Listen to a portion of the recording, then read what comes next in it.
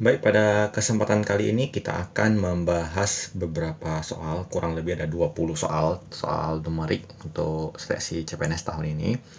Dan di akhir video akan kita berikan 2 soal latihan yang bisa kamu kerjakan untuk membantu kamu supaya mudah-mudahan bisa lolos ya untuk seleksi di tahun ini ya. Amin. Nah, kita akan mulai pembahasan satu persatu, dan untuk soal-soal yang masih kurang dipahami bagaimana metode pengerjaannya nanti bisa kita diskusikan di kolom komentar sehingga benar-benar menguasai konsep dari materi yang kita sampaikan. Kita mulai dari soal pertama. Disebutkan bahwa jika X sama dengan P dikali 1 dikali 1 dan Y sama dengan P ditambah 1 ditambah 1, maka apakah hubungan yang dapat dinyatakan antara X dan Y? Jadi kalau P dikali 1 dikali 1, maka hasilnya itu X-nya tetap dalam bentuk P, kemudian Y-nya sama dengan P ditambah 2. Jadi P ditambah 1 tambah 1 ini kita gabungkan jadi tambah 2. Dan berapapun nilai si P, apakah itu negatif ataupun positif, selalu menambah suatu bilangan dengan tambah 2 itu akan menyebabkan si Y ini akan menjadi lebih besar dibandingkan si X. Jadi contohnya, kalau si P kita anggap suatu bilangan negatif, katakanlah negatif 10. Maka dengan demikian X-nya itu negatif 10, dan Y-nya itu negatif 10 tambah 2 adalah negatif 8, dan ini Y-nya lebih besar. Kalau kita anggap misalkan P-nya itu bilangan positif, katakanlah angkanya 20, maka X-nya 20, Y-nya juga nanti 20 ditambah 2, 22. Ini juga selalu lebih besar dibandingkan si X. Maka kita bisa jawabannya adalah sebagai option B, bahwa X itu lebih kecil dibandingkan si Y. Kita lanjut ke soal kedua tentang membangun 3 dimensi ya. Jika X sama dengan rusuk sebuah kubus yang isinya 125 cm pangkat kubik ya, pangkat 3, dan Y sisi miring segitiga siku-siku yang panjang kedua sisi luarnya 3 dan 4 cm. Jadi kalau untuk kubus, rumusnya volume itu sama dengan sisi di pangkat 3. Jadi 125 sama dengan sisi pangkat 3, berarti sisinya ini sama dengan akar pangkat 3 dari 125, yaitu hasilnya adalah 5. Berarti nilai si X-nya sama dengan 5. Kemudian untuk nilai si Y disebutkan bahwa segitiga siku-siku dengan sisi yang 3 dan 4, maka kalau kita cari Pitagorasnya ini adalah akar dari 3 kuadrat tambah 4 kuadrat, hasilnya adalah akar 25 atau sama dengan 5. Karena X-nya 5 dan Y-nya sama dengan 5, maka kita bisa simpulkan bahwa X-nya sama dengan Y. Kita lanjut. Jika X sama dengan luar bujur sangkar atau luas persegi yang panjang sisinya 10 cm, berarti si X adalah sebuah persegi dengan panjang sisi 10 cm, ya, semua panjang dan lebarnya 10 cm, dan Y adalah luas lingkaran yang garis tengahnya 10 cm. Berarti si Y adalah sebuah lingkaran dengan diameter 10 cm. Kita bisa mengerjakan soal ini dengan menggunakan hitungan. Berarti luasnya untuk si X adalah 10 kuadrat, berarti 10 kali 10 sama dengan 100. Sementara untuk si lingkaran, kalau diameternya atau garis tengahnya 10, berarti jari-jarinya ada setengahnya, yaitu 5. Dan untuk luas lingkaran adalah V dikali R kuadrat, dimana V itu ada 3,14 dikali 5 kuadrat dikali 25. Kalau kita perhatikan angkanya 3, dikali 25, maka jawabannya 75, sekian. Maka kita bisa simpulkan bahwa si X ini lebih besar ya nilainya dibandingkan si Y. Atau misalkan kita gambar juga boleh seperti ini. Jadi sebuah persegi dengan rusuk 10, dan ada sebuah lingkaran yang garis tengahnya juga 10 seperti ini. Kita hubungkan dalam bentuk lingkaran. Maka tanpa kita hitung juga bisa kita perhatikan bahwa si persegi ini mempunyai sisa yang ada di luar lingkaran ya. Jadi tanpa kita hitung juga kita udah pasti bisa memastikan bahwa si persegi ini memiliki area yang lebih banyak atau lebih besar dibandingkan luas lingkaran. Maka bisa kita jawab, jawabannya adalah option A. Kita lanjut soal ke-14. Jika P sama dengan 3 dan Q sama dengan 1 dan X sama dengan P dikali akar 64 serta Y sama dengan PQ ditambah Q pangkat 3. Ini tinggal memasukkan angkanya saja.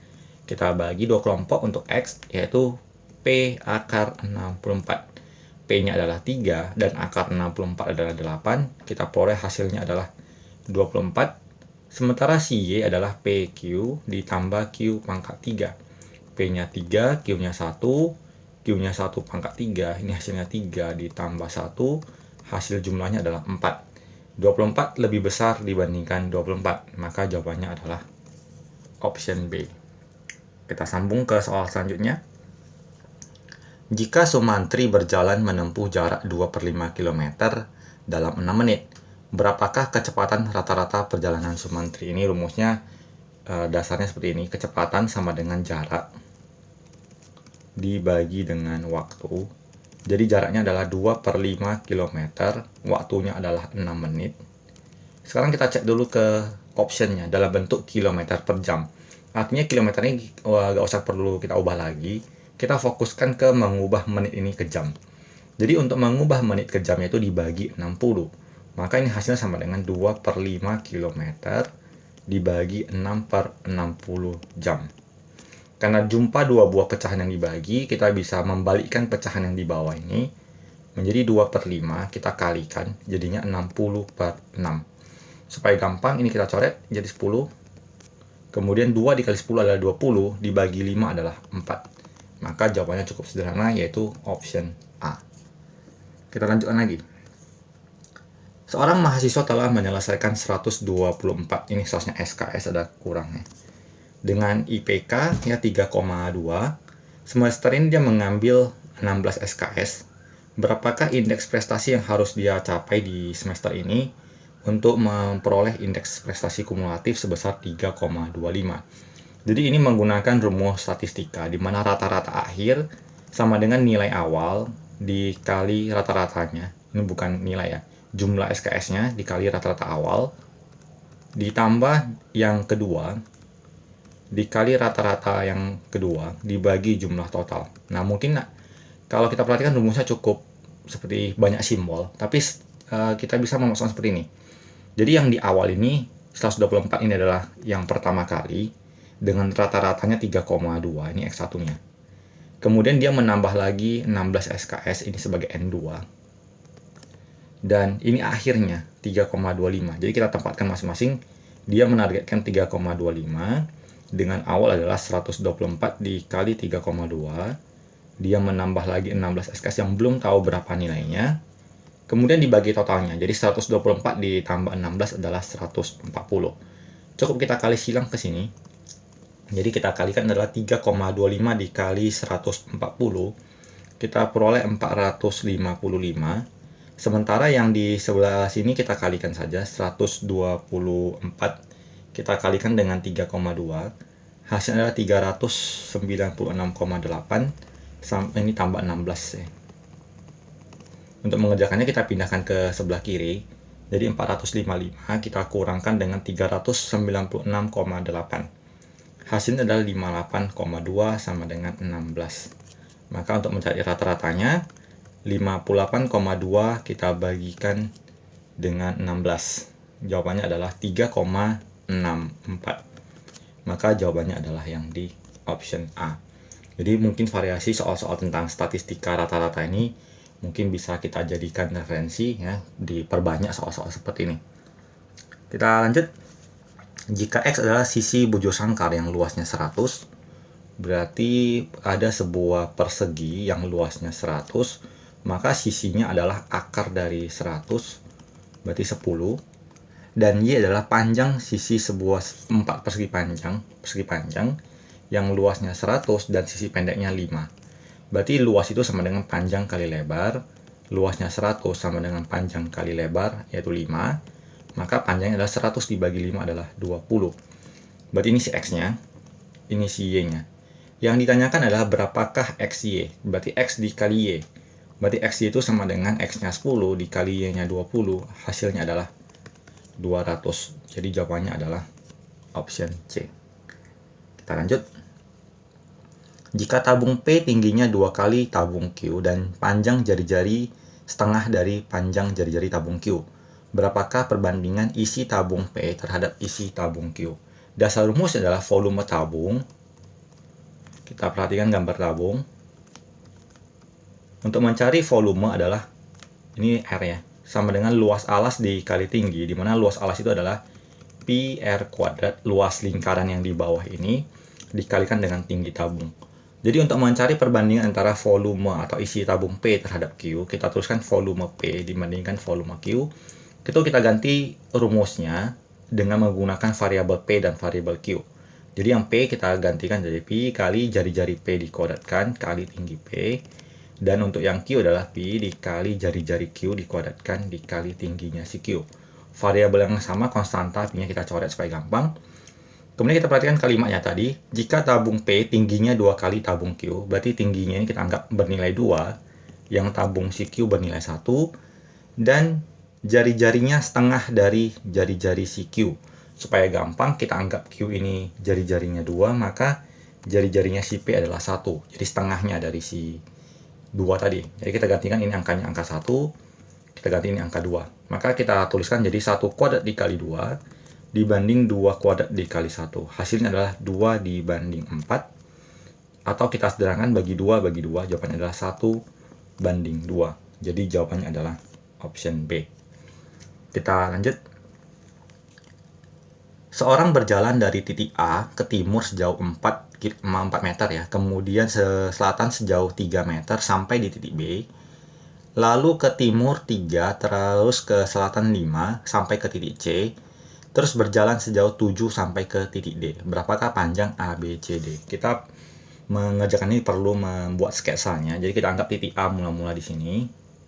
Dia berjalan ke timur, berarti kemari, sejauh 4, kemudian ke selatan sejauh 3 sampai ke titik B, kemudian ke timur 3, ke selatan 5 sampai ke titik C, lalu 7 lagi ke selatan sampai titik D. Yang tanya adalah berapa panjang A, B, C, D. Jadi A, B, B ke C, C ke D. Yang mau kita cari adalah ini, ruas garis yang kita arsir. Jadi untuk A ke B, ini bisa kita hitung dengan menggunakan Pitagoras. Akar dari 4 kuadrat tambah 3 kuadrat. Ini udah cukup familiar ya. 16 tambah 9, akar 25, hasilnya adalah 5. Sementara yang menjadi jebakan di soal ini adalah nilai dari B ke C. Kalau kita perhatikan akar dari 3 kuadrat tambah 5 kuadrat, hasilnya adalah 9 ditambah 25, yaitu akar 34. Kita nggak tahu nih akar 34 ini bagaimana. Yang penting kita perhatikan bahwa 34 ini terletak di antara angka 5 kuadrat yaitu 25 sampai ke 6 kuadrat yaitu 36. Berarti angka dari akar 34 ini pasti berada di antara angka 5, sekian. Lebih dari 5 tapi tidak sampai angka 6. Kemudian C ke D-nya nilainya adalah udah pasti 7 karena dia garis lurus. Maka jumlahnya adalah 5 ditambah 5, sekian ditambahkan dengan 7. 5 tambah 5 10, berarti 10, sekian ditambah 7, hasilnya adalah 17, sekian. Lebih dari 17 tapi nggak sampai angka 18 ya. Jadi kita bisa memilih jawaban terbaiknya adalah yang di option A. Walaupun kita tidak mengetahui dengan pasti berapa nilai dari akar 34. Kita lanjut ke soal 20. Jika X adalah bilangan positif terkecil yang habis dibagi 14 dan 21 adalah jika X adalah bilangan positif terkecil yang habis dibagi 14 dan 21 dan Y adalah bilangan positif terkecil yang habis dibagi 14 dan 28, maka hubungan antara X dan Y. Kalau kita perhatikan ini topiknya adalah KPK, mencari kelipatan ya. Jadi untuk bilangan X itu sendiri mencari bilangan kelipatan antara 14 dan 21, di mana 14 ini adalah 2 dikali 7 dan 21 ini adalah 3 kali 7. Maka KPK-nya adalah kita ambil bilangannya semua 2 dikali 3 dikali 7. Berarti 2 kali 3 6 dikali 7 adalah 42. Ini si X-nya. Sementara untuk si Y bilangannya 14 yaitu 2 dikali 7 dan 28 yaitu 4 kali 7 atau 2 pangkat 2 dikali 7. Maka KPK-nya adalah angkanya angka 2 dan angka 7 diambil yang pangkat terbesar. Jadi 2 pangkat 2 dan 7 hasilnya adalah 28. Jadi kita peroleh X-nya 42, Y-nya 28, berarti X-nya lebih besar. Maka kita pilih jawabannya adalah option A.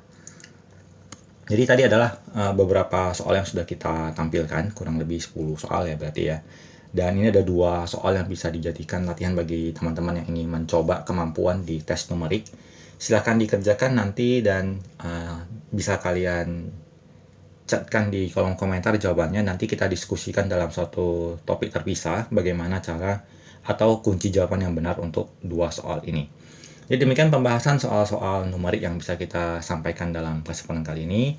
Sekali lagi, saya berharap bahwa video ini bisa membantu teman-teman untuk lolos ya di seleksi CPNS tahun ini. Semoga bermanfaat dan sampai jumpa di video selanjutnya.